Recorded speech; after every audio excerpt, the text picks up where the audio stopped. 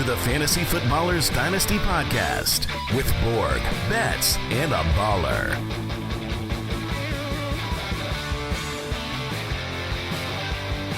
Welcome back. It's Wednesday, December 4th, here on the Fantasy Footballers Dynasty podcast. I'm your host, Kyle Borgnoni, and I'm joined by Matthew Betz and Jason Moore. We're back, baby. I don't know if it's because I'm tired right now. I know I am tired right now. But I feel like you really brought the energy there, Kyle. Like it was great. You got some pep in your step. Either I'm tired or you are peppy.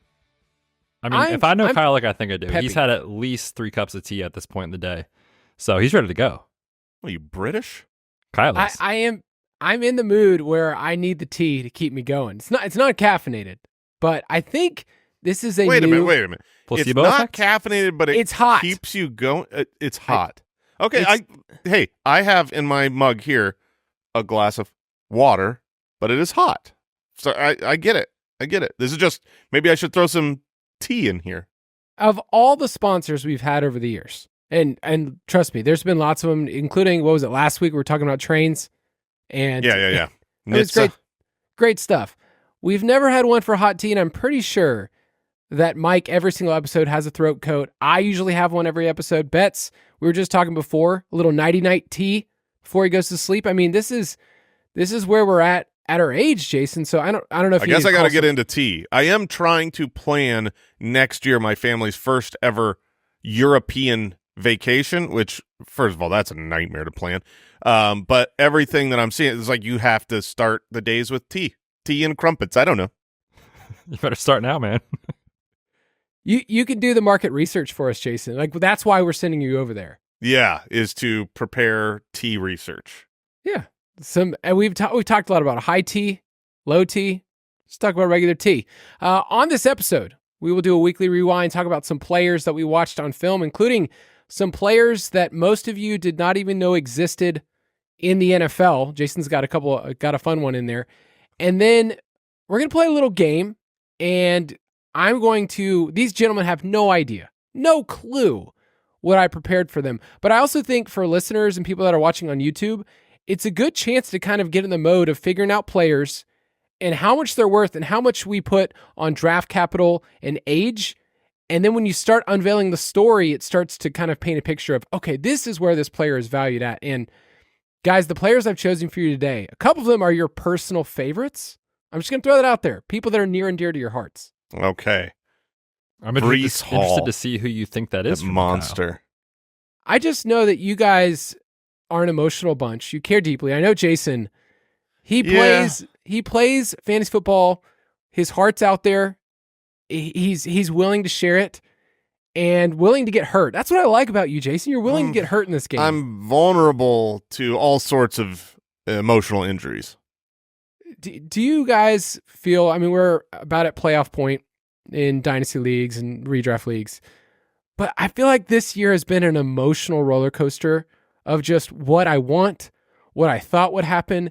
And now we're just kind of at the point of like, did you just even survive? Like, it wasn't even like, what was the call? It was like, did you somehow make it through and not get completely obliterated by injuries? This year has been, I think, my least fun year I can remember. It is brutal. You know, our main dynasty league, there were, I feel like 3 pretty super teams, you know, that were like, okay, one of these 3 is going to win the championship. And I was one of those. And now I am on the outside of the playoffs with 1 week to go, playing against Mike's super team that held up. And I don't think I'm going to make the playoffs, which blows my mind. I mean, my run of injuries over the last couple of weeks has just, I don't have players left. And it's insane that the team that I started the season with is not in the playoffs right now and probably won't make the playoffs. I'm having a hard time coping with that. So my answer is this year sucked. I'm glad you feel that way, Jason. Yeah. What's so funny, you know, Kyle and I being on like the DFS side of things too on a week-to-week basis, it's so funny how like each week there's like a new guy that's like the belle of the ball. You're like, last week it was like David Moore. is the play this week. He's super cheap. He's the dude for the Panthers. This week, as Isaac Rendo, right? Like, these guys just kind of keep popping up, and it kind of tells you a lot about where we are in injuries in the NFL. So, yeah, man, it's been crazy. I feel like I got a lot of stuff wrong this year, and I don't even know if it was like bad calls from the beginning or just like the chaos of the season. Like, this year feels like more chaos than usual. Although we probably say that every year. Maybe we need to go back and look, but it's been a wild year for sure. Yeah, I think we're jaded being in the middle of this and that the season's still going on. I do feel good. Jeremy and I's Dynasty team has just battled and battled and battled in the main league where You're going to make the playoffs. we're right on the cusp. You're We're certainly right. making it over me. Oh, Which yeah, is of course. crazy. Kyle, why'd you say it like you don't want to be in the playoffs? I do want to be in the playoffs. I just Decide. know that where it's at with league meeting and everything, we still have a shot of not getting in. So I don't want to just say we're in and we don't get in and then we're sad about it, but we do hold a very high draft pick for next year. That is someone else. So we feel pretty good about that. Let's move on. Weekly Rewind. Every week on the Dynasty podcast, we rewind the film and we do a deep dive on a player. Betz, I will let you go first because I feel like we've been waiting and waiting and waiting. And maybe even on this show, we've talked about this player of eventually we'll see him hit the field. And at one point we said this player will only increase in value. There's no way his value will go down. Mm-hmm. And yet it has. Oh, yeah, that's Jonathon Brooks you're talking about, who we finally got to see on an NFL field 2 weeks ago. Huge asterisk. That was 5 total snaps, so not really. This past week, we saw him get up to 21% of the snaps, 6 carries, 3 targets, and it's hard to have a lot of like concrete takeaways after just one NFL game as a change of pace back, but in the limited touches that he did have, I thought he looked good. Pretty decisive as a runner, really natural catching the ball out of the backfield, which goes back to his tape at Texas. So I was pretty encouraged by what he put on tape. Again, small sample size, but he definitely looks like he can play in the NFL. There was a carry that he had where he took it over to the left side of the line, ran over a defensive back, lowered the shoulder, and showed some power too, which really, when you think about like his game from Texas, was kind of not what everybody talked about. Like, it was more the elusiveness, the pass catching, but he definitely delivered the power there. So yeah, Jonathon Brooks, obviously very exciting to see him on an NFL field. I think the snaps might continue to go up, which is pretty encouraging. Usually with the ACL recovery, it's kind of a 4-week process. So I still think he's going to be behind Chuba for most of the rest of this year, but could he work himself into, like a 60-40 split by the time we get to the end of the season? I think that's definitely possible. So I'm excited for Jonathon Brooks. Hopefully we get to see some more of him here over the next several weeks. He was a player that I went, it didn't take a long time, but I went back and I watched every snap as well because I just wanted to see. And this weekend I was not at the studio, so I didn't get to see quite as much live. I had to do a little bit more catch up, and they weren't showing a lot of the Carolina game where I got to see his snaps. So I went back and I watched, and I was thoroughly impressed because I looked at the stats, the box score. I'm like, oh, so he's still doing nothing. But when I went back and watched the film, I was like, he looks good. He looks like exactly the player that we liked coming in, that made him the first running back drafted. It'll be interesting to see where the split ends by the end of the season. But it was, he's capable. He's capable on the NFL field. We saw it in those limited snaps where if Chuba goes down, I think you can be really confident that Brooks can step right in there and succeed. I think it's just nice to see the Panthers being competitive in games, and the stuff that we liked with Dave Canales the year before and why he was such a big name this offseason, you're starting to see some of it come to fruition. I still think, like wide receiver wise, like they're just so far behind the rest of the league in terms of pure talent, but it's a competitive team. What? Hey, 99 yards was right there. Adam Thielen. The fact that you even said that, Kyle, we talked about it a little bit last week with Mike with like, hey, Bryce Young kind of looks good, recently. And everybody throws in the Bucs, so I don't want to take too much from that. But another nice week from Bryce Young. And like you said, he's throwing to David Moore, 39 or whatever he is, old Adam Thielen, and, a rookie in Xavier Legette. So, I mean, if you have Bryce Young in Dynasty, from where we were in week 1, 2, 3, like you got to be feeling way different than you do, this time last year. So nice stuff from Bryce Young. Yeah, you will get some QB2 weeks, which is a lot to say from where we were. Jason, you have another quarterback on here, and I don't know if you could find any kind words about him at all. I can't find some kind words, Kyle. I went back and I watched every pass attempt from Kirk Cousins off of his terrible performance. 4 interceptions, pick sixes. I mean, he lost the game for the Falcons. And so I wanted to go back and watch because Andy and Mike were talking about how absolutely abysmal his play was. And so I went back, tried to be open-minded. I want to know, he's a 36-year-old quarterback coming off of an Achilles. He looked good a couple weeks ago. Now it's been a month of pretty poor play. And so I wanted to take a look specifically at why. And I think he is a very, very good processor. I think he runs an offense incredibly well. He's got perfect touch on his passes in a lot of the screen game, the hitting people in stride. If Bijan's going out for a little wheel, he could just dump it over. Really nice. All the short stuff still felt fantastic. It really did. But when he threw that ball 20 yards, the only time that it worked is when it's one of those, like, you snap the ball and then you pretty much almost immediately throw it. Like, you go deep, but you're not waiting for the play to develop. You're letting that can work. The timing can work. Everything else, when it was like a deep developing route and he had to get the ball 15 yards down the field over a defender, while safeties are closing in, like every normal play you've seen him make forever, that ball took forever to get there. It was like the last year of Peyton Manning, where I don't know what happened with the arm strength or the body strength or what is going on, but it looks like he cannot throw deep with zip on the ball. And so that's just true. He wasn't. So was that just an especially down game? He wasn't feeling good. Maybe he had the sniffles and was sick. Betz, at his age, coming off the Achilles injury, should we be worried that this is the new normal and that it won't?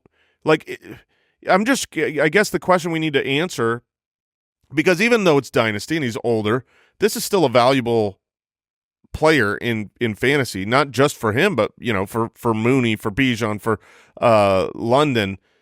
So I'm just curious, is it more likely that he has, he's dealing with something and he's going to get it back, or is this the new normal and he's got to figure out a way to adapt to being an old man? So I think, if I'm understanding your question correctly, like, is the arm strength and ability to deliver the ball downfield the new normal for him because of his Achilles? Yes. I think correct. In part, I think it is, but not this bad. Like, he should be getting stronger as the year goes on, not getting worse. And if you remember, like, the first, 3 weeks of the year, like, that was the conversation. It was like, oh man, like, he can't move. The push off really isn't there. And then you saw, like, week 5. I mean, that was the Tampa game where he went nuts on that Thursday night game. Had some really nice weeks. There were games where he was averaging like 9 yards per attempt, like really efficient, moving the ball well. And I don't know what happened the last 3 or 4 games, but he just looks like he did back in week 1 and 2. So it's hard to read into like how much that is the Achilles, how much of that is just naturally older quarterbacks fall off as even the great ones, as they get older. It's hard to know. In my opinion, medically, like, he should be getting stronger on that Achilles as the year goes on, not getting worse, which is obviously a bit of a concern. That's what's so weird and funny about the Achilles, specifically the Achilles, because we saw Cam Akers come back quick from an Achilles, and then he looked good, and then it fell off and got worse, and then I think he got injured again. We saw J.K. Dobbins come back from his Achilles, and he looked really good and explosive for a couple weeks, and then fall off and trail off. And it's like I'm just starting to wonder, like, is there something to this, like, Achilles, like, you can peak, but then you can't keep it going? That's way too anecdotal. I don't think there's enough data evidence, but it's like you said, he should be getting stronger. It should be getting better at this point, and it's getting worse, and it's tough to buy in, and there's not a lot of weeks left to decide. You got to kind of call your shot and know what you're doing now. Yeah, and it was weird too, like, a couple of those throws, like, I mean, off the top of my head, I don't know if it was the most egregious interception, but the one that he threw where he just like lollipopped it into the end zone with like 4 Chargers guys there. It wasn't in like he tried to drive the ball and couldn't. He just decided this is the throw I'm going to make. So I don't know if it's decision making or what. He looks broken. I don't know. With the velocity throws that you brought up, the person that's been in a decline has been Mooney, which usually is more down the field stuff where he's actually using separation to get open. Like London kind of kept him in that game with a bunch of throws where he's just bigger. And, he only caught half of his 16 targets or whatever. It's like, even that was not good. But what's scary is they just came off the bye. And you kind of saw this huge drop velocity where you'd think he'd be able to recover. But overall, it was sad. They played Minnesota this week. He cannot do anything outside the pocket, right? It's just like, I drop, I throw, I get the ball out as fast as I can to my first read, and that's literally it. And so, you look at some of these other teams, like you can just do so many other things by getting someone to move in the pocket. Even Jameis, it's like he's going to do whatever. Sometimes it's going to be inaccurate, but at least he's moving around. And Kirk just can't do that. So I'm worried about Mooney. That's the one I'm worried about rest of the season. Pitts, we didn't even mention him because he doesn't exist to us anymore. He's the Pitts. He's not great. You did want to give a brief little nod to Sincere McCormick. Yeah, so I also went through, because I'll be completely frank, I didn't know who it was. I never scouted him coming out of college, so I did not know who this player was who got the majority of the workload as a Raiders running back. And being a Dynasty show, this is a player who's going to be on a lot of Dynasty waivers available to pick up. I wanted to know, is he worth it? Is he going to get more work? His college production was outstanding, but he was playing in a smaller division. But even still, you like to see great collegiate production. The Roadrunners is their mascot. Oh, is that what their team was? So he's a shorter guy, but he doesn't seem small. He's built thick. And I guess my takeaways after looking at Sincere McCormick, which is quite the name, was he's just a guy. He's Jag. He's just whatever. I mean, he had one nice cut and run to the outside where he beat defenders. And this was against a good Kansas City Chiefs team where I was like, there was burst and speed that looked a little bit special on that play. So I was like, oh, okay, all right. I see this. I see, like, he made the play happen. Runs up to the middle. Nothing was there. Bounced it to the outside.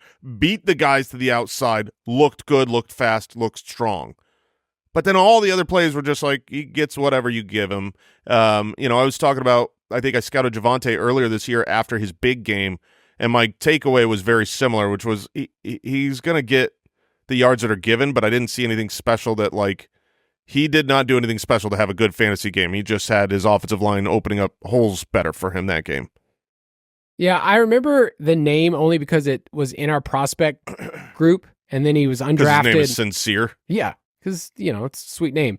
But it's another name that, at the end of the day, it's literally the worst possible landing spot of an offense that they're so bad at running the ball, usually. And so maybe that's why it looked better than what everyone else has done. Zamir, Madison, Abdullah is what he is. Lauby. I just think at the end of the day, this offense is just so broken. This whole team is broken.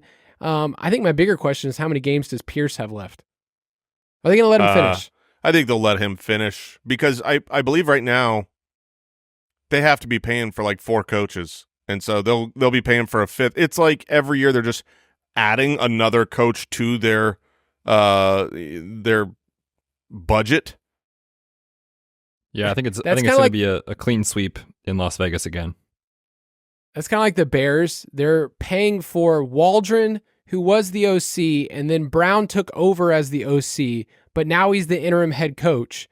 So this guy is vaulted from basically like backup offensive play caller to head coach, and yet they're still paying for all these other dudes. Think about how much money every single year is lost in just head coaches and coaches moving on or being scapegoated in some way. I wanted to bring up Marv.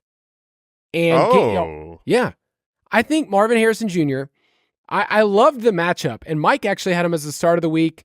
Him and I did a little bit of research of just the matchup, and some of the end zone targets, and that's actually how he had his touchdown. So I felt really proud of, like, man, this was a Marv week. I was in on a Marv week, but there's been a lot of weeks where it's not a Marv week. I watched the game back. And my question, and Jason, you can probably speak into this, I feel like they just are trying to find the right balance of what's a scripted play and what's a Kyler, I'm calling chaos play, where it's like, okay, Kyler, create. And sometimes that's really fun. And other times it's Kyler running around until he just kind of lollipops it and throws it. And they had a pick at one point where he tries to throw it away. But Marv gets the designed plays. Mm-hmm. Like they were coming in a 2-minute drill, and he gets a target, he gets a crosser, he gets a go ball on the outside. The first play of the third quarter, it's Marv.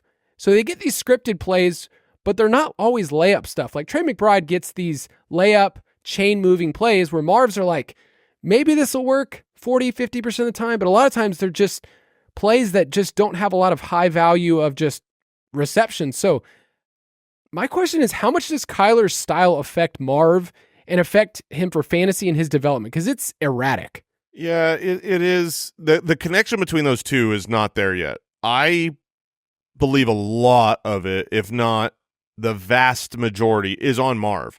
When I watch the film, I think that Marv is letting me down. However, I also think a lot of it is just a rookie being a rookie.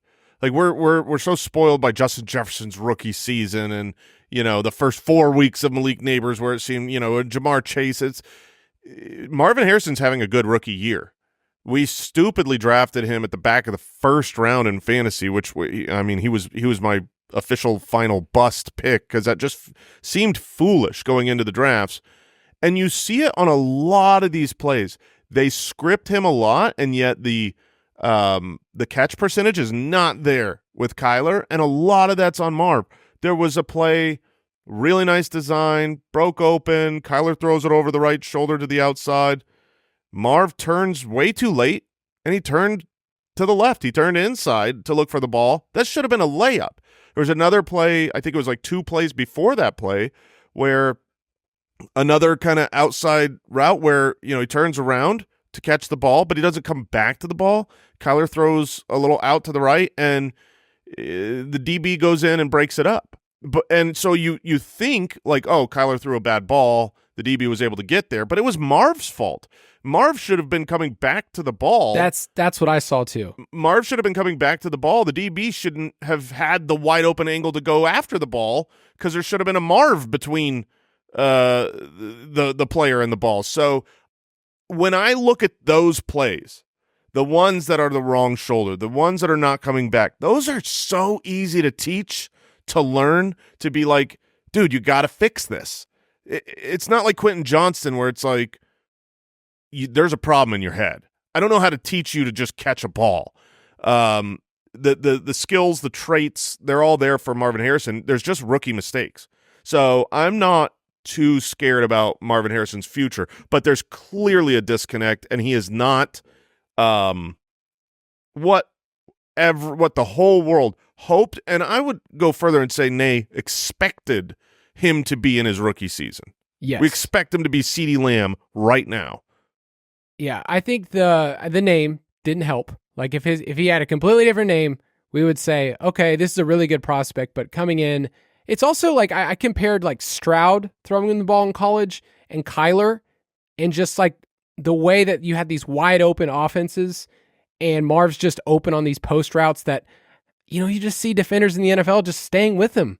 Mm-hmm. He's just doesn't have the same separation, but I don't know, like Marv's going to have a 10 touchdown season in his career. Yeah, Marv will get better the next 4 years in a row. Yeah. Betz, any quick thoughts? Not really. I share most of the same thoughts you guys have, where the expectation, I think, was obviously in hindsight easy to say, but too high. And not just from like a Kyler to Marv standpoint, but also the offensive philosophy. Like this is not an offense that wants to open it up like some of the other offenses in football. Obviously, James Conner is the identity. They just signed him to an extension. Trey McBride is the first read on a lot of plays. So it's hard for any wide receiver to be like an elite fantasy asset when that's the case of the offense as a whole, plus some of the, you know, growing pains as a rookie. So yeah, obviously he's still confident in his talent level and kind of long-term outlook, but obviously you're disappointed this year. I'm really interested to see when we turn the page to the offseason and we look at startup ADP and that sort of thing, I'm super interested to see where he goes and how much people react to his rookie season. I assume negatively, and see where he's at, because he was a guy that, I mean, for a lot of people, a lot of rankings, like he was a top 10 dynasty wide receiver before he even played a snap, not rookie, obviously. So I'm interested to see what the market does with him. I've been thinking about his career trajectory, and I just shared this with you guys, but like DK Metcalf, if you look at just like where he finished in his career every single year, his points per game, all that stuff, and then you just think about like how we view DK Metcalf, we're like, man, this guy's an awesome receiver. He's huge. And DK Metcalf's only had 2 seasons as a top 12 wide receiver. It's felt like he's had more, but like these finishes in his career, wide receiver 32, 7, 12, 18, 16, 24. If you got that career from Marvin Harrison, would you say he's a disappointment? He will absolutely be a disappointment if that's what you end up with, For sure. which is a good career. Right. That's like what I'm trying to put into context. Is like, if this is what he is, that is a very good, like he was worth them drafting in the first round as an alpha wide receiver who's going to get a second contract, have some double-digit touchdown seasons, and yet for fantasy, we're going to look back and be like, wait, where are the top 5 seasons? For sure. All about expectation. Yeah, it's fantasy football is weird. All right, let's take a quick break, and we'll be right back.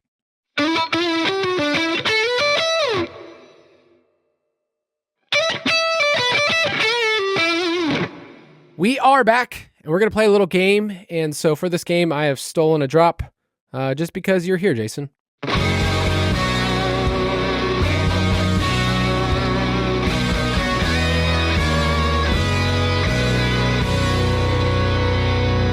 Story time with Jason.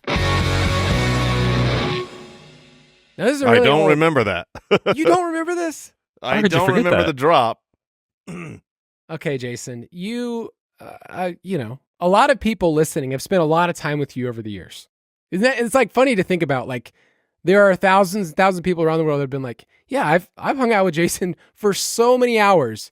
And back in the day, you used to do a little segment called Story Time with Jason. This actually, I think, debuted on a show after the show. So it was like, you know. That makes sense. That makes sense. If it was show after the show, talking about some life problem, that math checks out. Yeah, you're a good storyteller. I would give you some credit, but I wanted to make sure that we had a segment so that you as a listener can kind of hear us share a story, and then Jason and Betz are going to kind of guess who this player is, okay? So I'm going to slowly kind of build, and then we'll have some dynasty conversations about this player, what are they worth? If you have a player in mind, guys, I want you to lock it in, okay? So in the past, we played a game called Who Am I? I want you to lock this player in to see if you got it, to see how smart you are, okay? All right, so the first player I'm going to talk about was drafted in the NFL as a first rounder, okay? So first round NFL draft pick. And in Dynasty, they were once ranked as high as second at their position, okay? So your initial reaction is, this player is legit. I haven't told you the position or anything, but that should be your initial reaction. If I told you that they are only in their 5th year in the NFL, what would you tell me so far about this information, about this player's value? I would imagine the way that you're telling the story, it's not that high anymore. In general, if someone's only in their 5th year and within their career, they've been number 2 overall in fantasy, you would imagine that right now they should be super duper duper high. But by your verbiage, we know that is not the case. They have fallen from grace. Yeah, based off, you just said they've been in the NFL for 5 years, is that what you said? Yeah, this is their 5th year. So they're probably right around age 27-ish, which is like peak wide receiver production. So you'd think that this player would have massive value, is based off what you're saying, is what I would think. Yes, I think they're 26.7 years old. So this player is still at a point where you would say, hey, they got a ton of football left. And depending on their position, like if I told you they were a quarterback or tight end and they were 26 years old, what would you say? Oh, their future is ahead of them. Okay. All right, I'll give you a couple more stats and then we'll talk about this player. Since this team went on their bye this year, their offense has changed dramatically.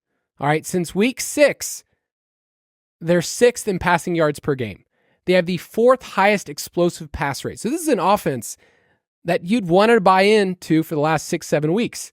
And then here's one more clue for you. Since week 8, this person is one of only 2 players at their position with 5 top 12 weeks. So since week 8, they've been really, really good for fantasy and really consistent for fantasy. Okay?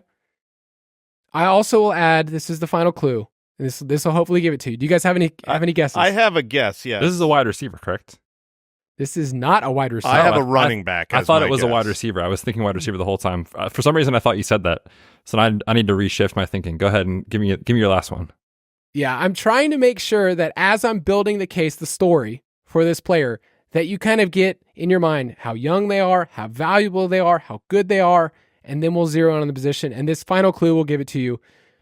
I think this player might have the cleanest throwing motion release of any quarterback in the NFL and is my personal favorite quarterback to watch throw the football in the NFL. That did not give it away. It is not Josh Jacobs. That's what I know. You ever see Josh Jacobs throw a football? It's beautiful. Very confident in that. Your favorite quarterback to throw the ball, who was... All right. How long has Baker been playing? Baker's a little bit older. Okay. I'm going to give it to you right now. It is Justin Herbert of the Los Angeles Chargers. He throws the most beautiful ball that's ever been thrown. What am I doing? I mean, that was a giveaway clue. I was stuck on Josh Jacobs. All right. I thought it was a wide receiver the whole time for some reason. I'm killing it with the story time then. Yeah, so Justin Herbert, and by the way, like it wasn't a good fantasy output against the Falcons. They just never had the ball. Kirk had the ball the whole time and then decided to give it away. But Justin Herbert is in his 5th year, and the offense has shifted, right? Like it was like we went into this season like, oh, he's never going to get to throw the ball again. The first couple of weeks, the first month of the season, it was like, okay, Giro and Harbaugh are doing what we thought they would do, run the ball. And then since the bye, their week 5 bye, they've been throwing the ball at a pretty high rate. My question for you is, what is he moving forward? Because Justin Herbert was once, QB2 in Dynasty. He was like the dude up there with Mahomes, has this massive drop.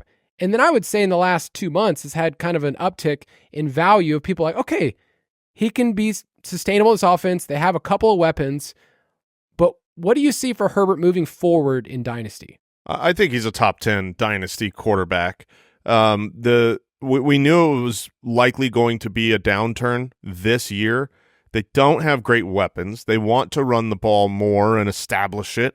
What we've seen with the change of how they've allowed Herbert to kind of take over a little bit more recently, part of that can be the injury to J.K. Dobbins, the inability to run the ball, and maybe next year they focus on getting the offensive line stronger and getting a high draft pick running back in there. And then we have all the same worries.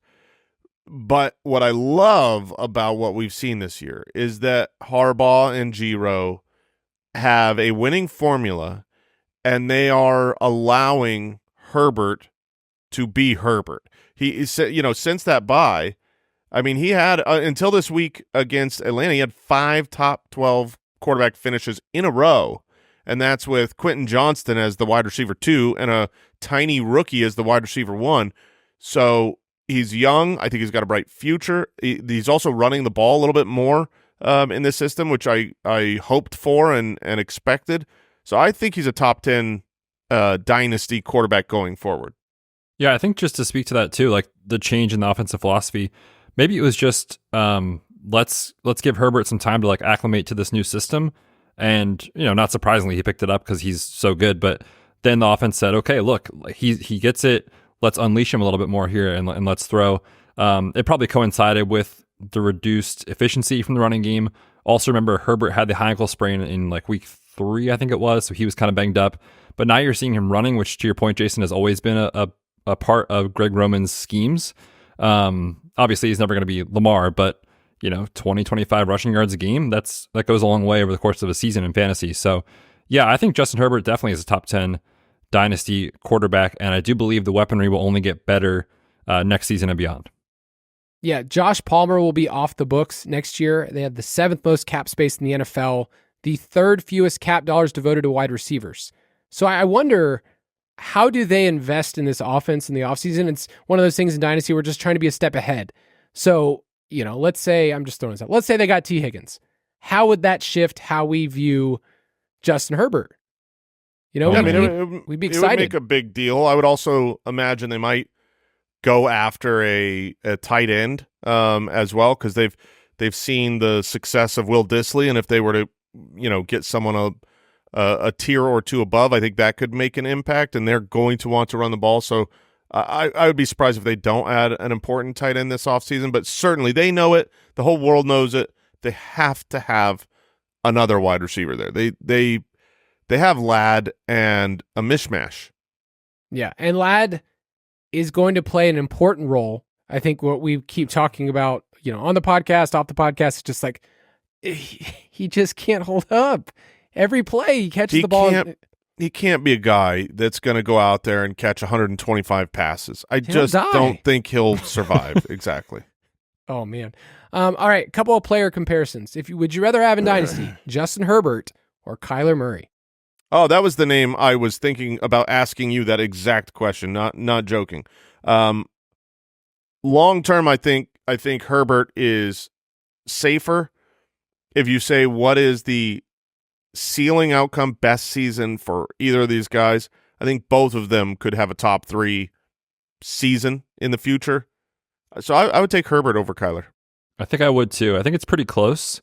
Kyler will randomly give us those 50 yards on the ground and a rushing score, and obviously that does a lot in fantasy, but I'd lean Herbert just for the long-term safety of the position. But I still like Kyler. I'm not overreacting to this season because we've seen games where Kyler's awesome, and then the next week it's like, what are we doing here?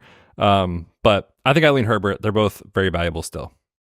All right, this one, if you said before the season, you just said you were crazy, but CJ Stroud or Justin Herbert? I'll take both Kyler and Herbert over CJ Stroud. I would also take Justin Herbert. We talked about this when we made CJ Stroud our bust pick in the UDK, is that you're hoping that he develops into what Herbert has already been and what Joe Burrow has already been. There was a big hope that he becomes Joe Burrow, who was going rounds and rounds later after CJ Stroud.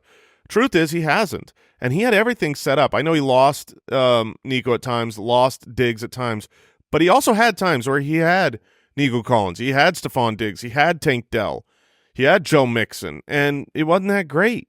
So he's a pocket passer, more like Herbert, but even more so than Herbert. So I would take the other two guys ahead of CJ Stroud, despite the age. The age is obviously the only checkbox that is clearly in CJ Stroud's corner, but eventually you got to have fantasy points. Yeah, so Stroud's sack avoidance has been very different than it was rookie year.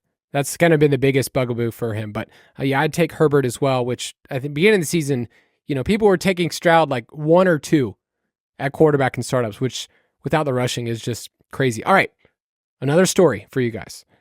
And this one's kind of about checking boxes. Okay, so I know that's something when we do prospect modeling, a lot of times we're figuring out prospects, we're like, ooh, do they check these boxes? So tell me if this player so far checks these boxes. They were a day 2 pick, and they were taken in rookie drafts as a mid to late first rounder. So far, would you say in Dynasty that's checking some boxes? Yeah, those are important boxes to check. Okay. This player's size and speed, okay, so which will probably give away the position, but 6 foot, 220, 216. Oh. It's pretty good. Okay. And 439. 439. How's that cooking for you so far? That's cooking great, man. I mean, I like these run backs. You know it. Okay, so far this is a good player. 439. 439 was write it down. I got 2 guys. I got 2 guys. I think Jonathan Taylor's heavier than that, though. What if I told you? I think he did run 439 there, Jason. I think he did run 439. Right? Off the top of my head, I think you're right. What if I told you this player is on an offense that is top 10 right now in EPA per play? So Expected We like points that. added per play. This is a good offense in the top half of the NFL. It's what you want. What if I also told you that this offense is number 1 in the NFL in explosive rush rate? So big plays. Okay? Now, the last part I will add is that so far, this sounds like a player you want on your dynasty roster. They're young. Okay? They're actually only 22 years old. Oh, wow. They're a day 2 pick. They were mid to late first rounder in rookie drafts. They're on a good offense. They check the side speed. And then here's the last part. It's very clear that this player is the backup on his own team. Of course. Okay. All right. So we know it's a... And then the last piece of information is it is a rookie. I was thinking a a second-year guy. They're all backups on their team. So every single rookie running back this year is backup on his team. Great explosive run plays. Man, 4.39, I want to say that was Trey Benson who ran 4.39. It is Trey Benson is the player that we will be talking about because going into the season, we just assumed this is where things are headed. This guy was drafted in the 3rd round. He's going to be the heir apparent. Connor's on the last year of his deal. And then Jason and Mike just from the bushes just say, I feel like they might re-sign this 29-year-old running back. And I don't know about you, Betz. I just filed that away as like, okay, they're Arizona guys. They're homers. There's no way an NFL team re-signs a 29-year-old running back. And sure enough, James Conner just got an extension this past week for 2 more years. So I don't know. What are y'all's thoughts on what to do with Trey Benson? If you're a manager or if you're the James Conner manager, should you trade for him? We really haven't seen a ton on film to be able to make a call of he's great or not. He takes a massive hit with that contract to James Conner. Trey Benson's future was to be the future, and it is no longer that. His dynasty outlook is going to go with James Conner's health. That's it. And the truth is, I think when James Conner does miss a couple games, because he's not going the next 2 years plus the rest of this year without missing games. That's not James Conner's style. When James Conner misses a couple games, you're going to have Trey Benson be an important fantasy asset. And when James Conner comes back from those missed games, James Conner will go back into first place. And I think that will happen for long enough to where Trey Benson is looking for a second contract and is a backup somewhere else. I mean, I genuinely think Trey Benson, who was my personal number 1 running back coming into this draft from just the pre-NFL draft scouting, when we didn't have locations, we didn't know what teams they were going to, I loved Trey Benson. But some of the issues that we did see in this college tape, primarily vision, we have seen that big time as an NFL player. He's not looked great. He's gotten better. He's young, so okay, that's awesome, getting better and better, but he's the backup. He's going to be the backup, and when an injury pushes him in front, he will then go back to being the backup. That I'm so confident in. Trey Benson is not playing his way in front of James Conner until there's a season-ending injury. Yeah, and so he's really just an insurance back. I agree. All offseason, Jonathon Gannon, I mean, it felt like every presser was talking about James Conner and how he's the heartbeat of the locker room and, he's the dude and all that stuff. They love him. Obviously, they re-signed him. Going back to college with Benson, one of the concerns I had coming out was he never really was like a true workhorse back. He was kind of in like the 13 to 15 touch range, which is a lot of touches, of course, but like his career high in carries in a season was 156. So I think there's a possibility that even if James Conner would miss time, whether it's this year or next year, that I don't think you'd see him step into like the every down role for the team. Maybe it happens a week or two, but I think most likely outcome here is he's probably, like Jason said, best case, kind of a top handcuff for the next couple of years in Dynasty.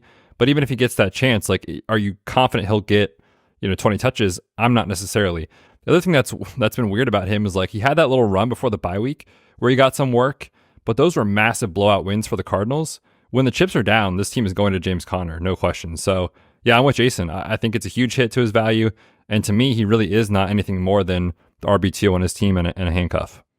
He's an expensive insurance policy too. Like if you think about people in your league, whoever drafted Trey Benson took him at the, 109, something like that in a 1 quarterback league, a fringe first, second rounder in Superflex. And so they invested that draft capital.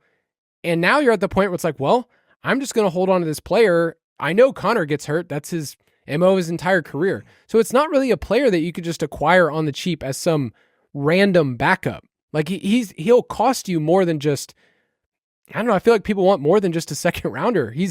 He has upside in people's minds, perceived upside. So if you're the Connor manager, like, what do you think? Are you willing to pay more than a second rounder? I'm probably not, but I would be willing to pay a second rounder. The question is whether someone who spent a late first to acquire Trey Benson, will they give him up for a second rounder? And I think that you're going to have plenty of leagues that would. After the James Conner contract extension, I mean, it kicks Trey Benson in the balls, just straight up. Both of them, both boys. Trey's like, oh man, I got it in the gonads. Oh man, I remember real quick before we move on from Connor, Kyle and I made a trade before the season started. I could tell his season was going in the other direction. Mine was, I got a chance here, and I said, hey Kyle, Connor's only got 1 year left in his deal, man. Your team's rebuilding. Like, let's just do this for a second and let's move on. Oh, you got James Conner for a second? I'm feeling great after getting James Conner for a second. So thank you, Kyle. Yeah, that makes sense. Whoa. Also, before we move on, I did look it up. Jonathan Taylor did run 4.39, but he was too heavy, 226. Too heavy. I did want to compare just a couple quick names, because would you rather have Benson or Braylon Allen in Dynasty? Because I lean on the Allen side. Allen. I would lean on the Benson side simply because Brees, while you know, if you've been listening to the main show, I'm really mad at him. I'm down bad and whatnot. But just the age gap between don't kick him in the balls. What Brees is and what James Conner is, I would rather take the one with the old running back ahead of him. That's fair. I mean, we've seen Braylon at least, and he's looked like a capable NFL running back, which I would lean for that reason, but I wouldn't fault anybody for going either direction. And still yet to turn 21. So stupid young. Braylon Allen is such a big boy, and he's a boy. That is not a man yet. Yeah, if he was your son, you'd be like, well, son, you could totally beat me up. Oh, for sure. I mean, at what age was he able to beat his father up? Like 12? 12, yeah. He's going to be on his second contract, and he'll be like 23 years old. There comes a time in a man's life where you realize, wow, I wonder if I could wrestle my dad. And Braylon Allen just came out of the womb and said, yeah, bring I it. can do this. I can do this. All right, one more name with Trey Benson. This is a funny name. Trey Benson or Travis Etienne in Dynasty? I would still go Etienne. I know would it's been definitely bad, it's without a doubt it's Etienne. Etienne still has another contract. You hate yourself another for year on saying his contract. I just hate Travis Etienne. This is a part of my downfall in this dynasty league, where, you know, I was the juggernaut that has collapsed. Some of them have been injuries, you know, losing Devontae Smith, losing Chris Olave, when I lost Drake London for a little bit. Okay, those were bad. But some of them has just been like Travis Etienne. Travis Etienne, I've lost the player. He's not gone, but I've lost him. The Jacksonville Jaguars season has imploded. It imploded quickly. I think they're still, 2 wins? Are they a 2-win franchise right now? Yes. I mean, yes. You know, it's over. That being said, it did come with a kind of a early mid-season injury to Etienne that hurt things, and then Trevor Lawrence injuries, and now Trevor Lawrence is out, and then it just got murky. I do believe Etienne is the clear leader of the backfield, even though Tank Bigsby has finally looked like what I thought he was going to look like coming in his rookie year. He's looked very good. Etienne has more value. He's the starter, and I don't think that the offense will be as bad as it has been with all their injuries this season. So I would take Etienne ahead of him. Agreed. Good. Last little thought on Benson is, if you're going to trade for him, let it be close to the NFL draft, because people, you know, those draft picks only get more valuable. So if you could trade him for a late second, I bet you can make it happen closer to the NFL draft. Let's take a quick break, and we'll be right back.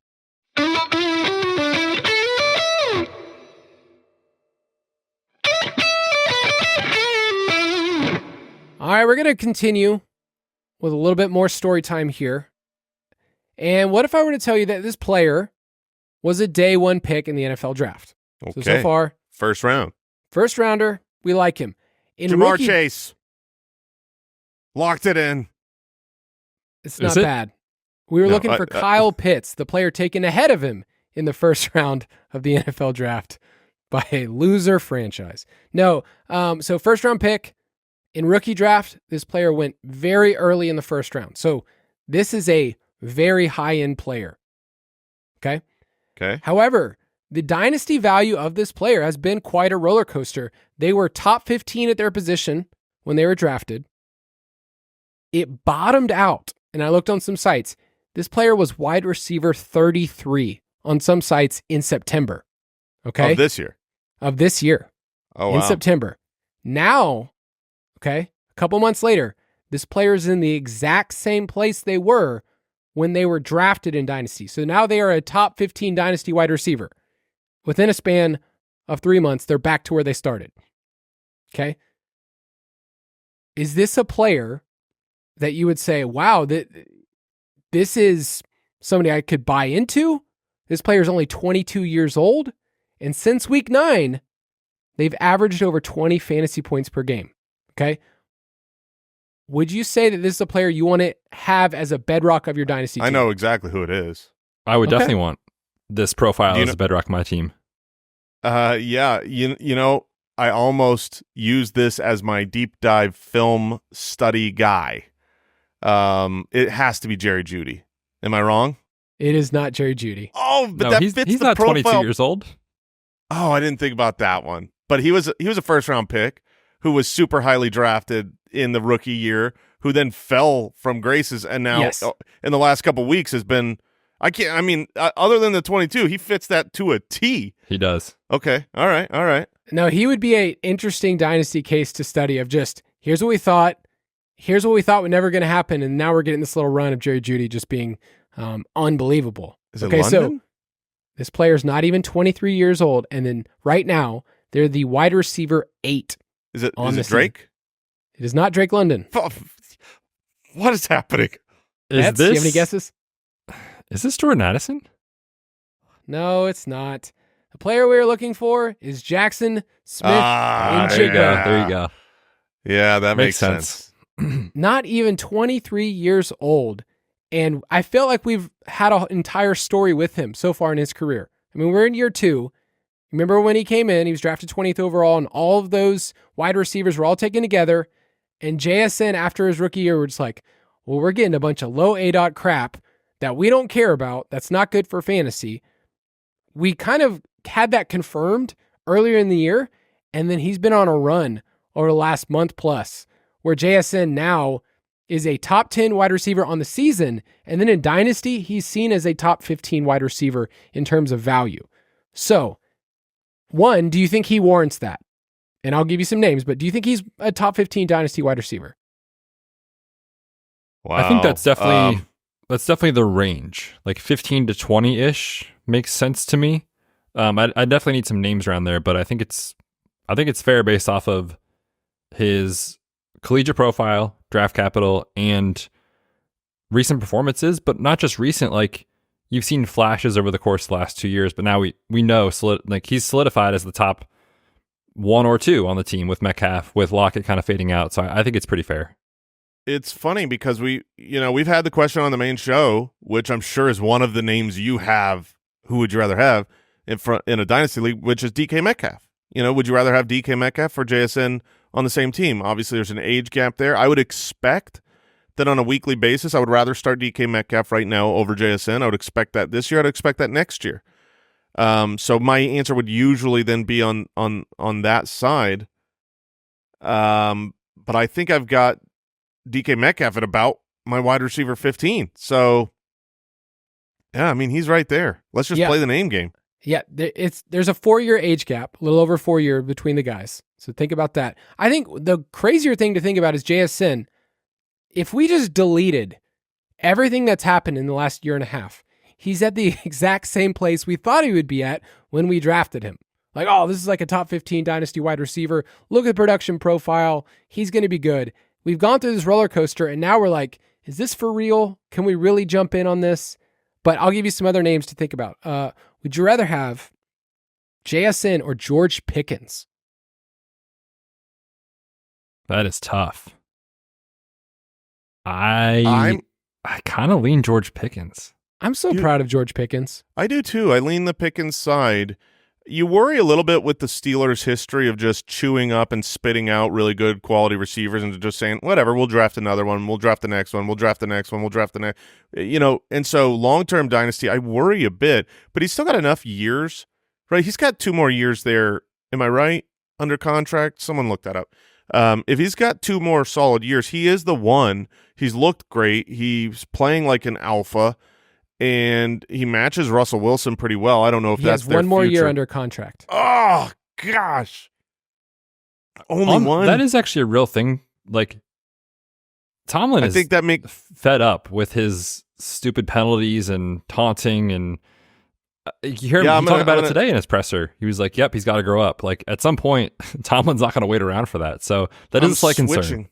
I'm switching with only 1 year left under contract because I genuinely think that he could be gone from being a Steeler, and then when he goes to another team, he's probably the 2. If he's going to the team as a 1, he's probably going to a really bad franchise. So unless he's got a contract extension, until that moment that he gets a contract extension, I would take JSN over him. How many touchdowns does George Pickens have this year, guys? Off the top of your head. Touchdowns 6. does George Pickens have? 3. It's 3. Wow. That shocked me.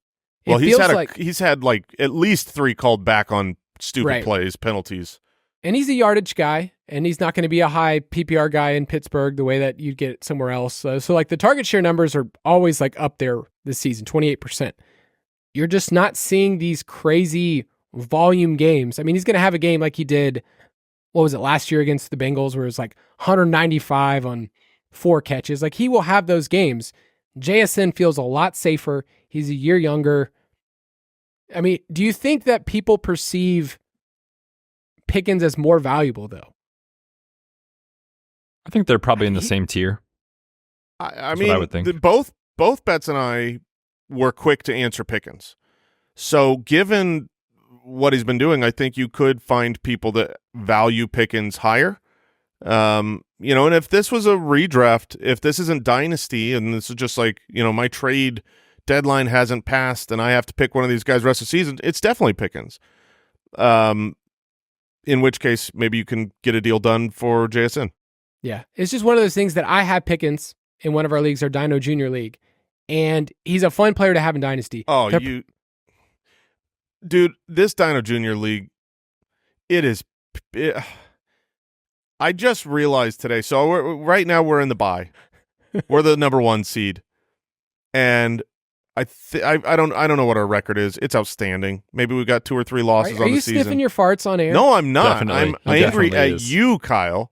I'm angry at you because your team is, I think it was a hair away from being 7-7 this last week. Somehow. My team's hot garbage, though. Hot garbage. And had you won that game by a hair, you would be as close to having the bye as my awesome team. Because it's a divisional winner gets the bye. It's so stupid because your division is so bad. Right now, an 8-win team is like pretty much locked in for a bye week, while I'm like, 12 wins, and I'm battling with Schneider. It's just making me angry. This is the week where I'm going through all the leagues and I'm looking at like, what, now playoff it's scenarios. Really like, what are the playoff scenarios? What teams do I need to win, lose, draw? And when I went through those in the Dino Junior and realized that you are basically as close to a bye week with your 6-win team as I am, or we could be next week, just is gross. Someone needs to better commish that thing. My 13 personnel team that's running 3 tight ends every single week. Yeah. And one of those tight ends is Jonnu freaking Smith. Oh, I mean, that's a wide receiver. I know. All right, one more player let's talk about here. This player is a veteran, okay? And by veteran, I'm going to say they've been in the league longer than, 3-4 years, okay? So a little older. They were once ranked as high as number 1 at their position. Okay, so at some point, this player was seen as almost untouchable in Dynasty. Whoa, start over. Say it again. This player's a veteran. This player was once ranked as high as number 1 overall at their position. Okay. So it's one of the positions, and they were really good at one point. All right. At the beginning of the season, they were seen as about top 5, top 6 at their position. Okay. In early October, there was panic in the streets, and their dynasty value dropped to 17th at their position. Okay. Okay. But here's the thing. Since that time, when everyone got scared, everyone panicked, since week 6, they've scored 12 plus fantasy points in 6 of their 8 games. That's the most of any player at their position. Okay. All right. So far, I think I've got my guess. Okay. You think you got a guess? Betz, do you have anybody in mind? Is this Mark Andrews? This is Mark freaking Andrews. We are so back, baby. We're so back. This makes me so happy.